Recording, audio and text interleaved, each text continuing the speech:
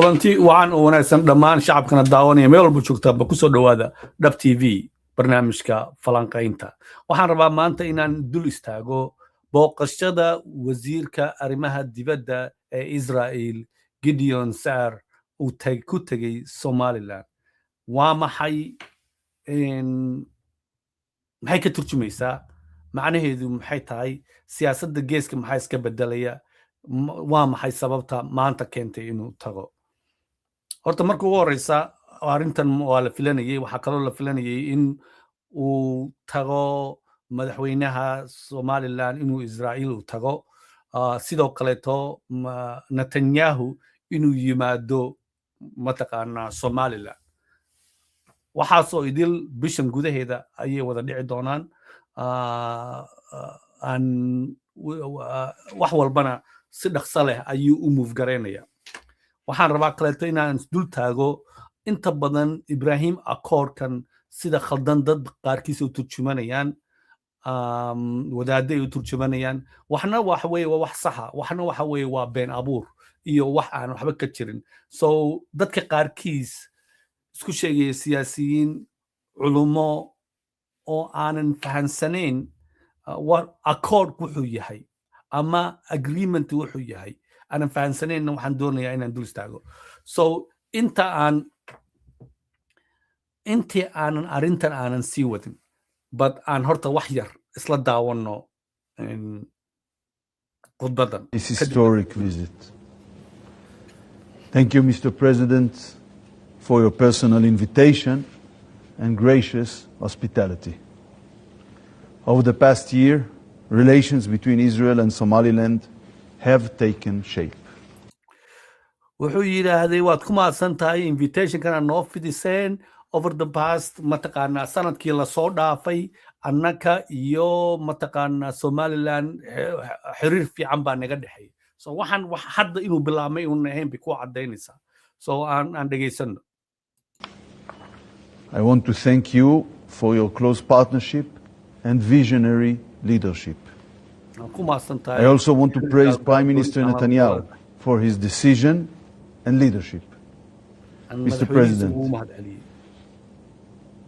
it is an historic journey. I had meetings with you and your team. We had an ongoing and extensive dialogue for many months. waxaan la kulmay in teamkaaga waxaan lahayn wada hadallo aanan aad u dheer qoto dheer baan dhexdin naga socday. The relations that we build are based on trust and mutual respect. Eventually, on December 26, Israel and Somaliland signed an historic agreement on mutual recognition and the establishment of full diplomatic relations. meeshana ta ugu muhiimsana warqadan sidii xiriirkii naga soo dhaxeeyay sanadka oo dhan wuxuu keenay in kama dambaystii December 26keedii aan heshiis aqoonsi ah oo labada dhinaca aan sameeyno ayuu yiraahday. We agreed on the mutual appointment of ambassadors and the opening of embassies. We will get that done soon. Maxamed Ali waa mahadsan tahay dad badan baanan fahmaynin luqadda that's waxaan u turjumayo wuxuu yiraahday basically waxaan samayn doonaa safaarada ayaan kala qaadan doonaa way meesha u socoto iga lumay hadalka. We agreed to work together to promote relations between our countries for the sake of mutual prosperity. We want to build an enduring and warm friendship, not only between governments, also between the people of Somaliland and the people of Israel. Basically, wuxuu hoosta ka xariiqayaa xiriirka uu rabo ay Somaliland iyo safaaradna waa la furanayaa waxa kaleeto oon sameynayna haddii ilaahay ku yiraahdo aqoonsi kaliya tama ahee dadkiina inaan isdhexgalna ayaan rabnaa ayuu leeyahay. Since December 26, we've seen an authentic joy on display in Somaliland and also in Israel. farxad aad u badan ayaan ka aragnay ilaa intii heshiiska la saxeexday Somaliland dhexdeeda iyo waxaan kaloo sidoo kale tanaan ka aragnay Israel so say dadkii Somaliland joogay ugu farxeen ayaan Israel ugu farxeen waa turjubaadiisa. We are truly moved to play a part in Somaliland's bold journey from independence to recognition. Following my instruction, the Foreign Ministry is working hard to build our ties across a wide range of fields, economy, agriculture, and much more. We recognize that water supply is a key sector for Somaliland. Therefore, we are glad to provide our assistance and expertise on this matter. Okay.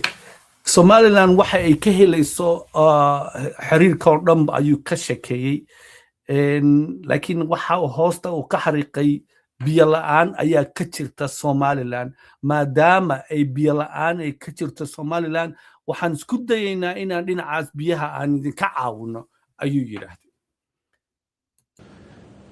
A water expert was already in Somaliland. He conducted a survey on the natural resources and means of delivery. In the coming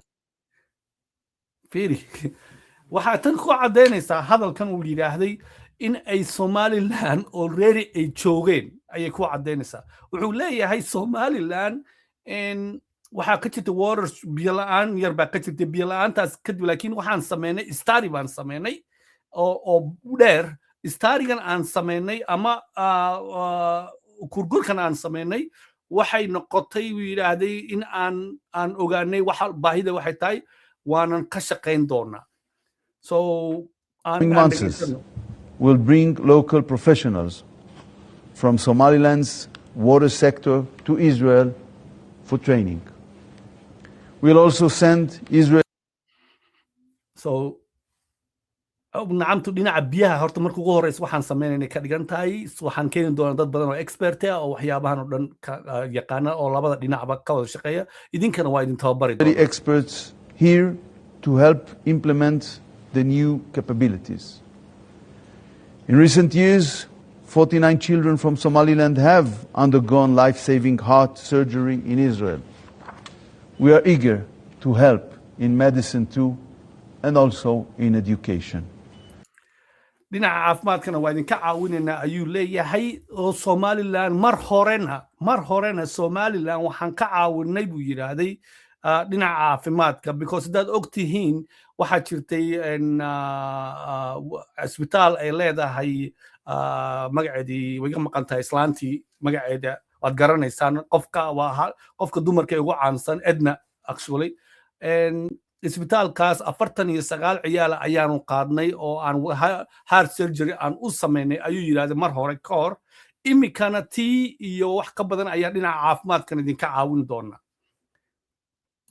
We will also cooperate on defense and develop a strategic partnership.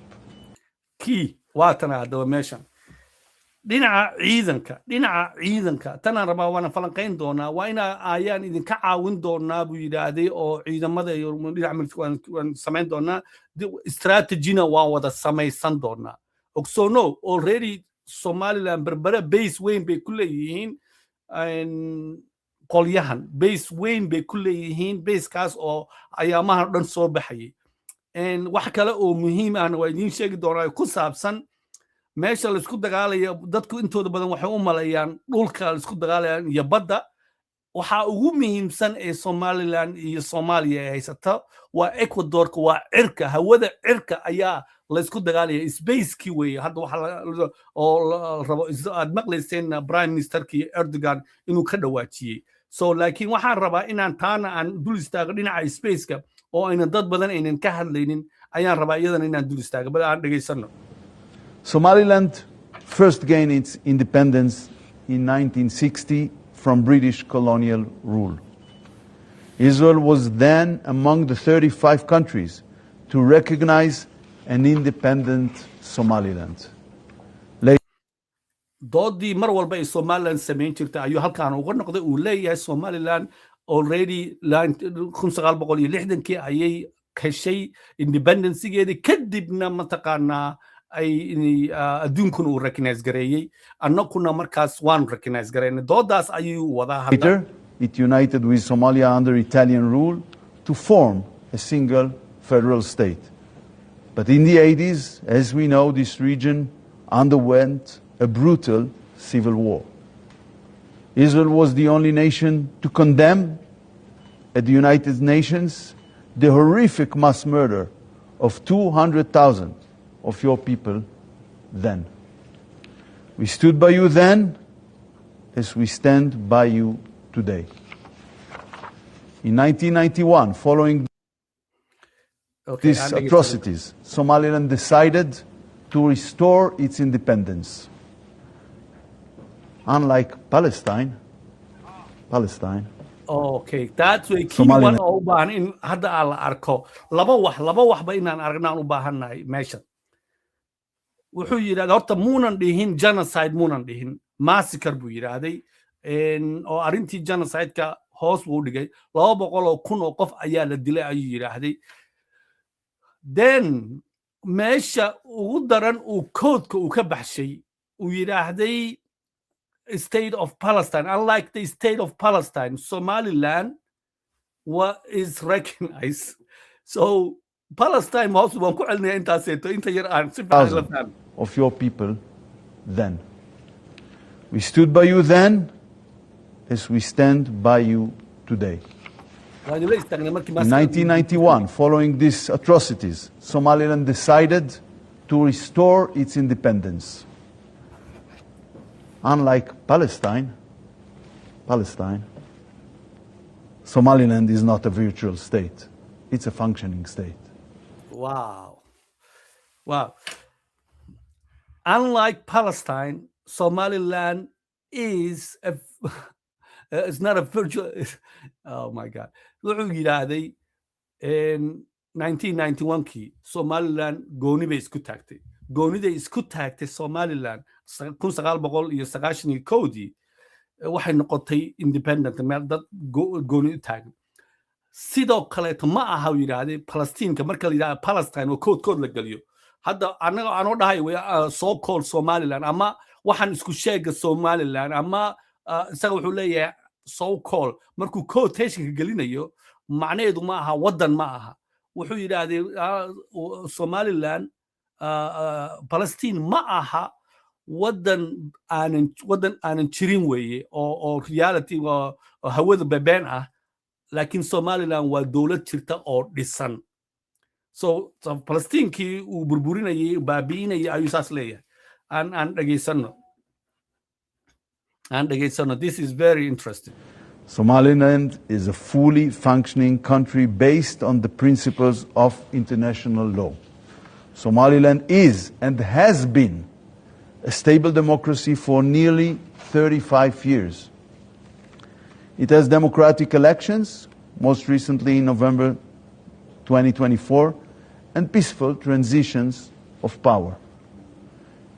Somaliland waa dawlad weeye ayay ahayd shaqaysanaysa adduunka ka mid ah doorashooyin ay ka dhacaan ayuu ku doodayaa walaalkeenka Israa'iiliga. Pro-Western and friendly to Israel. Mr. President.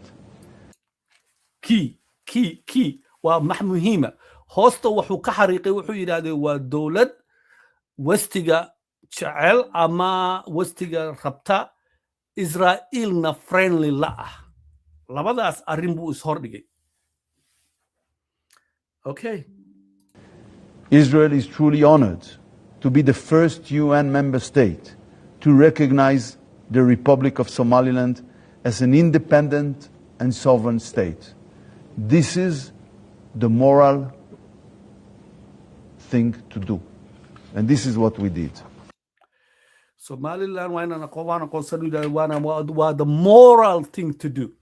And anakana wants moral, yeah? Morality ayaa maanta Israel ay kaaga sheekeynaysaa.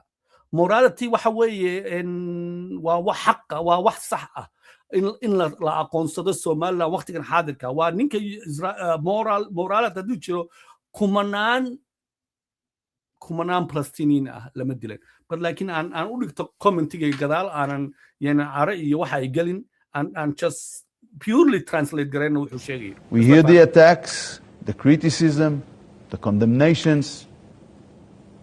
Nobody will determine for Israel who we recognize and who we maintain diplomatic relation with.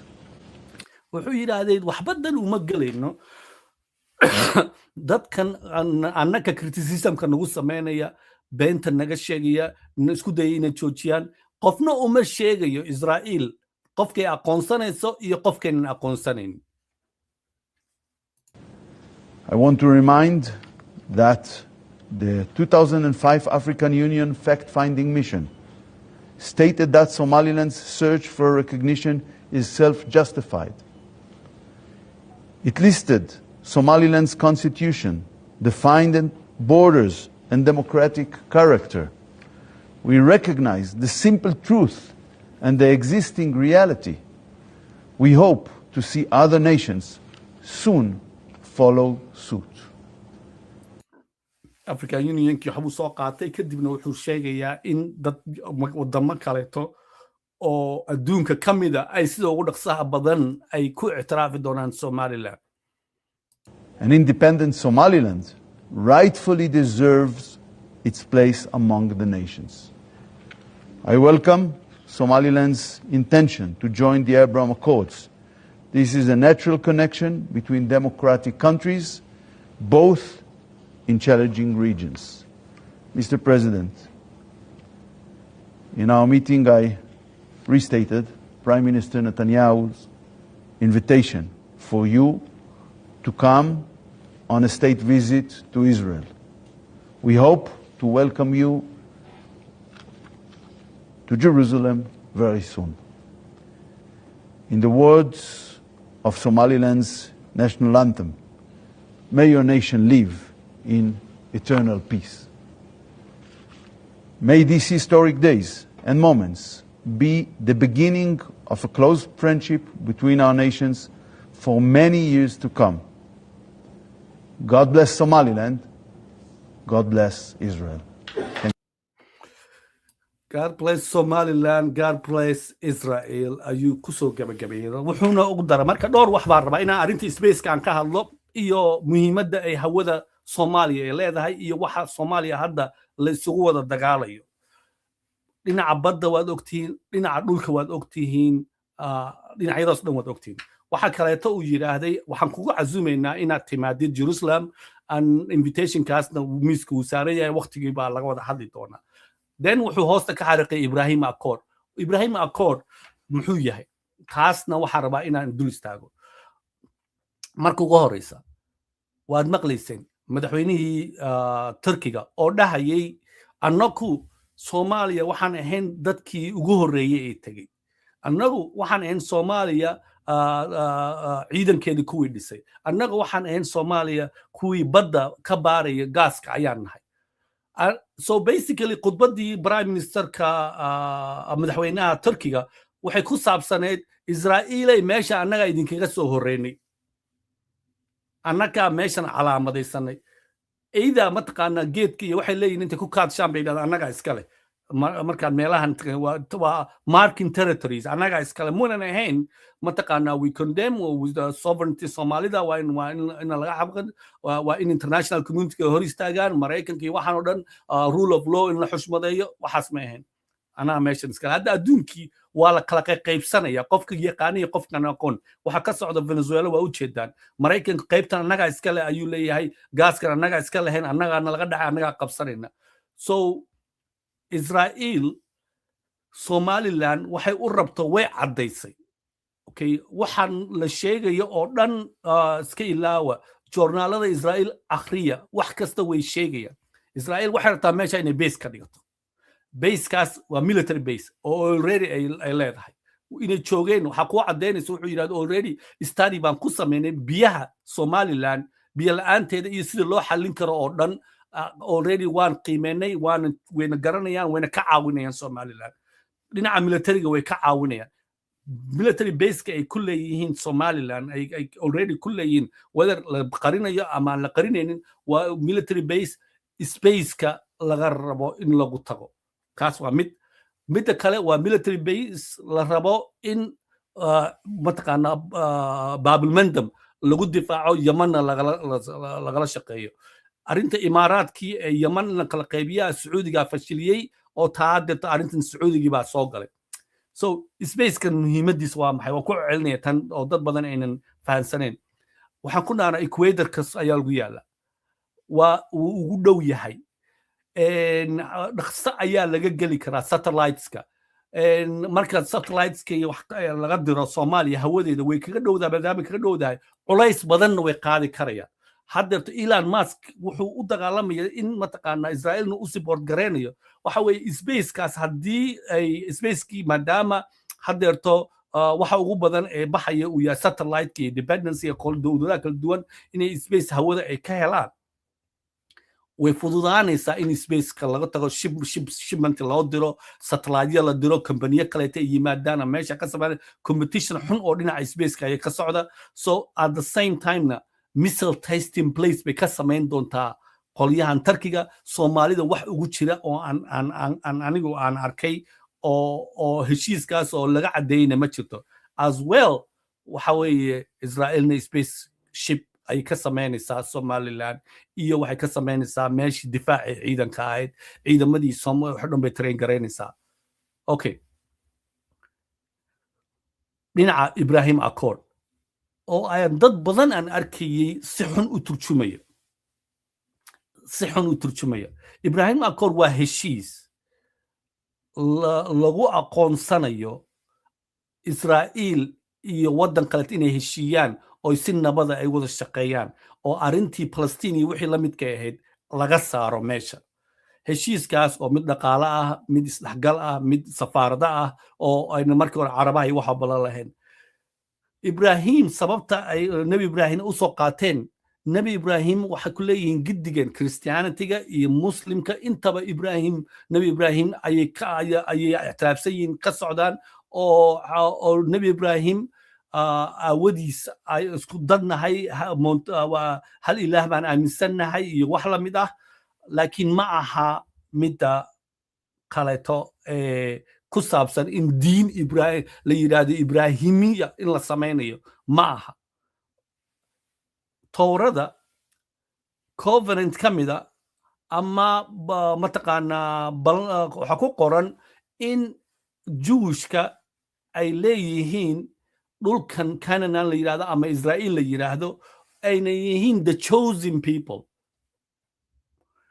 sidoo kale Bible-kana inta in la eg ayaa ku qoran oo dadkan inay Israa'iil ay meeshan ay leeyihiin wax la mid ah ayaa idan dhinaca kale ka qoran dhinaca diinta Islaamka Nabi Ibrahim waan aaminsannahay oo aayado badan baa ku soo degay oo ku jira so connection kaas yar baa la isku sameeyay ma aha mid lagaba laakiin waxa ku jira qof kasta oo Ibrahim Accord sameeyay in Palestine wax la yiraahdo aynan jirin baa ku jirta taas oo ah because covenant-goodu ku qoran yahay laakiin waxaan kaleeto ee la isku dhaxlaaqayo dadka la wareerinayo aan joojino wixii siyaasadda aan ka wada hadalno Somaliland guul siyaasadeed oo rasmi ah ayay gaartay ama xaq ahaato ama khalad ha ahaato taa aan kula dagaalanno Somaliland haddii lagula dagaalamayo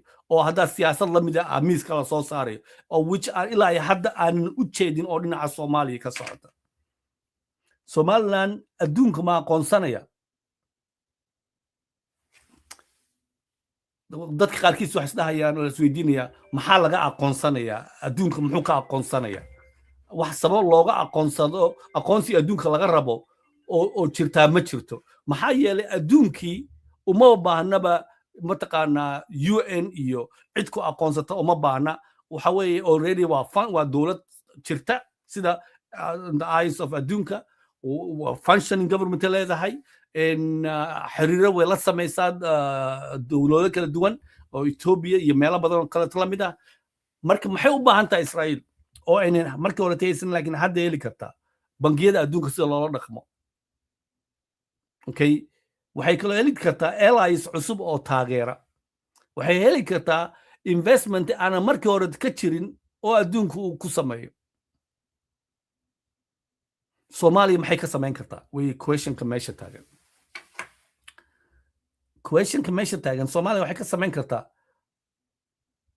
wax aad iyo aad u badan ma doonayo dad badan oo Somaliland iga daawanaya inay qaraxmaan waxaan leenahay okay maxamedow FIFA Israel haddaad tiraahdo taas kama yeelay laakiin FIFA Somaliland haddaad dhahdo waxba kama qabo laakiin Israel marna ma dhahayo FIFA aniga shakhsiyan because waxay dishay millions and millions oo walaalo muslimiin ah oo Palestiniin ah ilaa ay haddana xaqoodii way u diidan tahay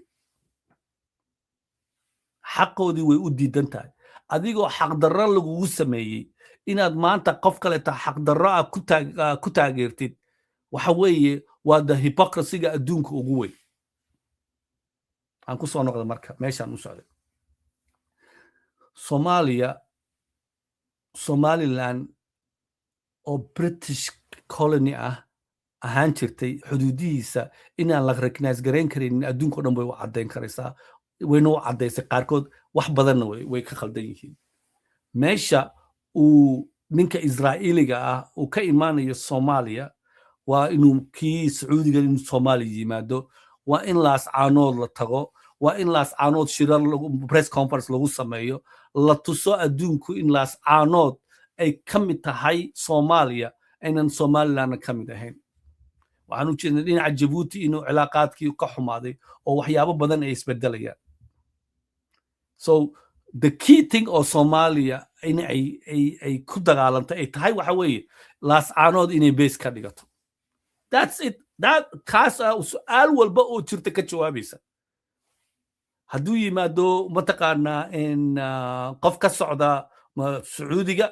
hadduu yimaado qof ka socda Turkiga madaxweynaha Turkiga wixii la midka ah press conference waa in lagu sameeyo laascaanood oo la this is Somaliland that's it waa in debunking lagu sameeyo haddii aanan taa la samaynin Somaliland oo leeyahay waa laga deganaya haddana diyaaradihii wax walbay u furan yihiin then weligin yaalin muqdishadiina jooga because the narrative-kii mar walba soconaya ee muqdisho waxa weeye muqdisho ma dhaafaanta unbaa soconaysa so haddii waxa weeye from purely political perspective baan ka hadlaya as a political strategy qof political siyaasadda bartay oo siyaasadda strategigeeda ku hadlaya ayaan u hadlaya hadda uma hadlayo as a journalist iyo wax la midka ah haddii reaction-kan dowladda ay Soomaaliya ay samaysay in Israel la keenay mataqaanaa wasiirka arrimaha dibadda Israel uu ka soo degtay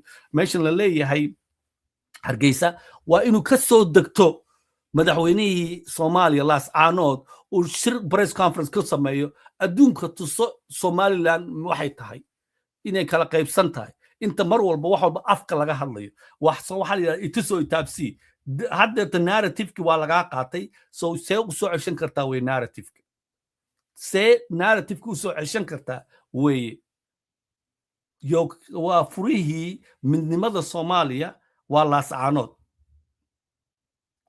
an dowladdii oo dhan waa inay laascaanood ka farshan karayso that is mataqaanaa arrintaas dhinacaasi dhig laakiin hadda waxaan u jeednaa Djibouti oo iyadana mataqaanaa dhaqdhaqaaq aan ka maqlaynay Djibouti mas'uuliyadda keliya tee saaran waxa weeye in ay labada beelood Ciisaha iyo Samaroonka inay heshiisiiso that's it wax kale oo Djibouti laga rabo ma jirto iyo dowladda Soomaaliya labadaas beelood hadday heshiiyaan sheekadu way fududaanaysaa waa another thing